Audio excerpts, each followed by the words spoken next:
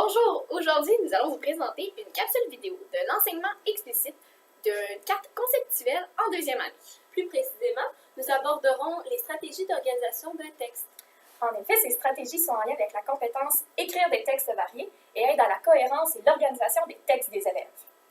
Les élèves comprendront que pour former un texte, ils doivent mettre ensemble plusieurs phrases qui vont former un tout.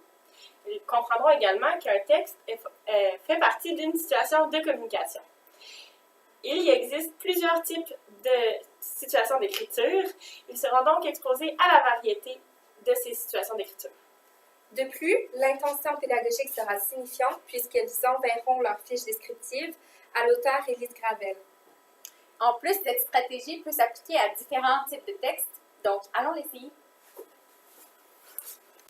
Mais avant, nous allons nous présenter Angéline Busset, Charlie Gélinard, Chloé Lebrun, Bithia Kerouac Audrey Julien et Amy Murray-Odette. Le nom de notre activité est « Mon monstre à moi ». L'objectif de cette vidéo est de présenter la carte conceptuelle, dans le but de faire une fiche descriptive. C'est parti!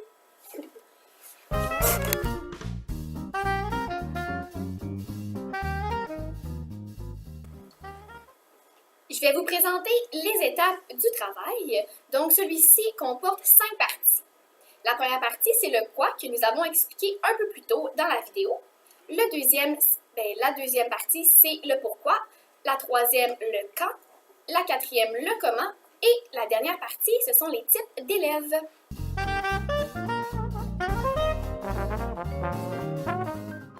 Ok, maintenant tu dois commencer à élaborer ta carte conceptuelle pour l'écriture de ton texte sur ton monstre. Mais pourquoi je dois faire ça? Est-ce que je suis obligée? Ok, on va commencer par regarder ton monstre. Est-ce que tu peux me le montrer? J'aimerais beaucoup le voir. Oh wow! Il est vraiment beau. Tu as mis beaucoup de couleurs. Est-ce que tu pourrais me décrire certaines caractéristiques de ton monstre? Oui, il a 4 pattes oranges, une patte grise avec 5 yeux. Il a 2 ailes turquoises avec des points jaunes, puis 2 cornes vertes avec des lignes noires. Super! Maintenant, il faudrait que tu fasses la même chose, mais sur papier. Écris toutes tes idées.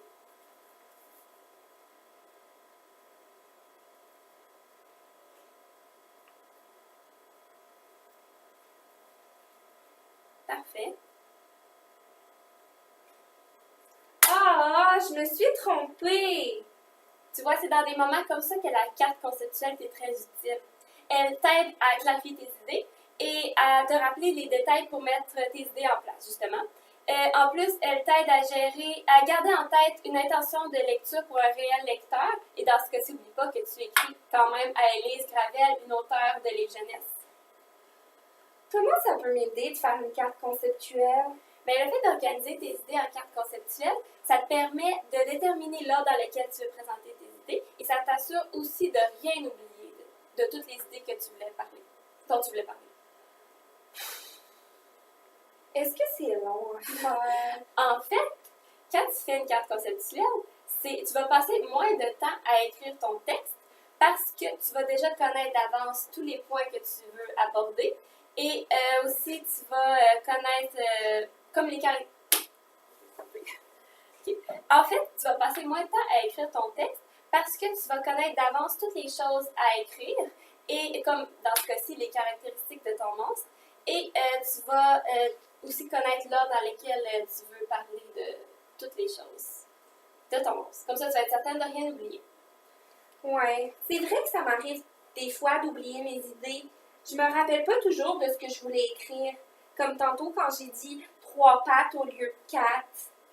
Ouais, tu vas voir, ça va finir par être naturel de faire une carte conceptuelle. Moi, je planifie peu et mes textes sont souvent toutes mêlés.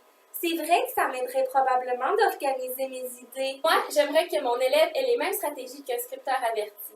Et oui, même les scripteurs avertis utilisent des stratégies.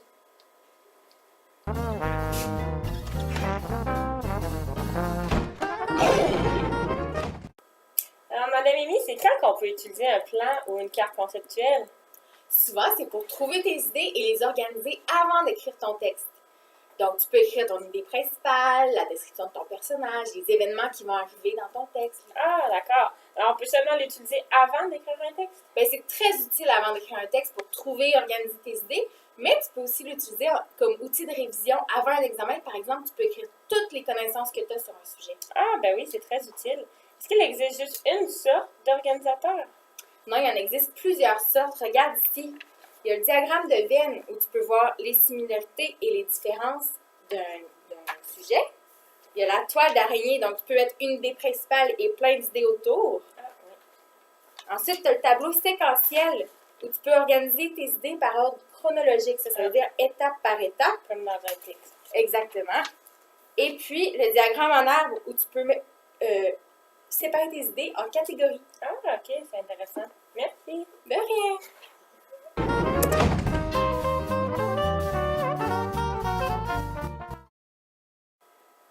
Viens, Charlie, on va faire la carte conceptuelle de ton monstre. OK. Alors, tu vois que tu as ton monstre ici, on l'a dessiné tout à l'heure. Il est beau, hein? Il est vraiment beau, tu as très bien dessiné. Maintenant, il faut faire la fiche descriptive.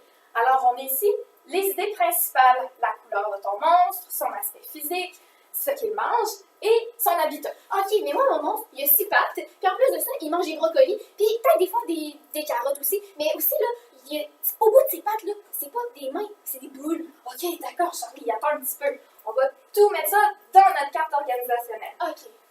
Son aspect physique, tu m'as dit qu'il y avait combien de pattes, ton monstre? Il a 6 pattes. 6 pattes.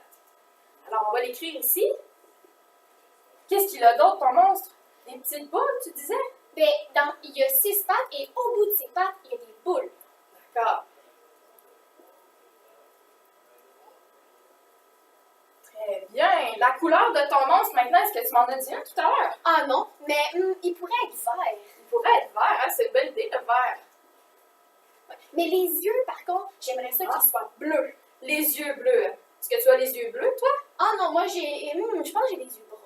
Brun. Ah, bon, parfait. C'est beau aussi, le brun. OK, donc si je comprends bien, nos aspects principaux, eux, ça nous aide vraiment pour nos idées secondaires pour écrire notre récit par la suite. Donc, ça va être plus facile. Je vais pouvoir prendre mes idées secondaires et principales et faire mon texte. Et voilà. Quand tu fais une carte organisationnelle, tu commences par mettre ton sujet dans le milieu. Ici, ton monstre. Ensuite, tu prends tes idées principales et tu fais des plus grosses bulles autour, hein, comme l'aspect physique et la couleur.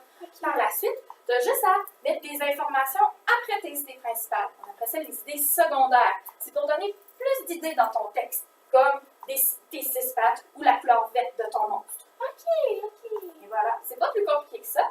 Ensuite de ça, ton texte va être beaucoup plus facile à écrire et à lire. OK, je vais aller essayer ça. Merci.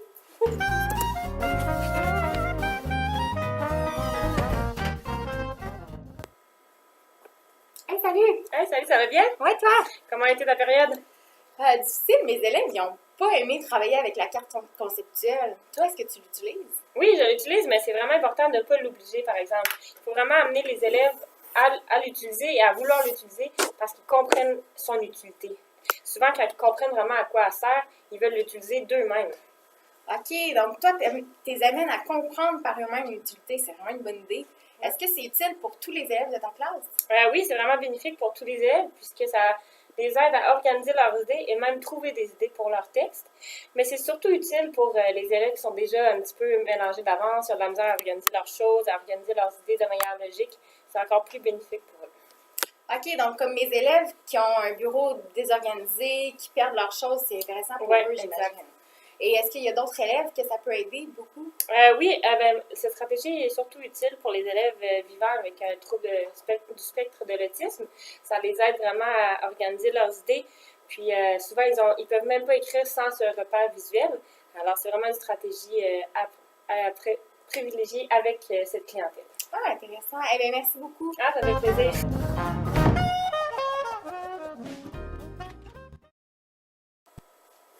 Enfin, la capsule vidéo d'un enseignement explicite de la carte conceptuelle en deuxième année se termine ici.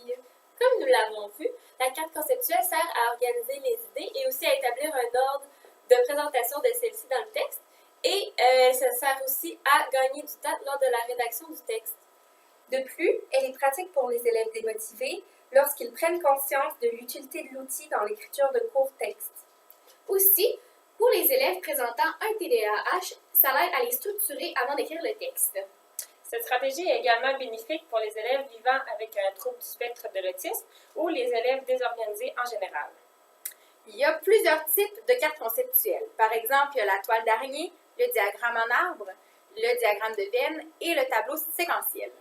La toile d'araignée est la plus utilisée dans les classes. Elle permet aux élèves de faire ressortir leurs idées principales et secondaires avant d'écrire leur texte. Ça permet d'avoir un texte beaucoup plus structuré et facile à lire. Merci!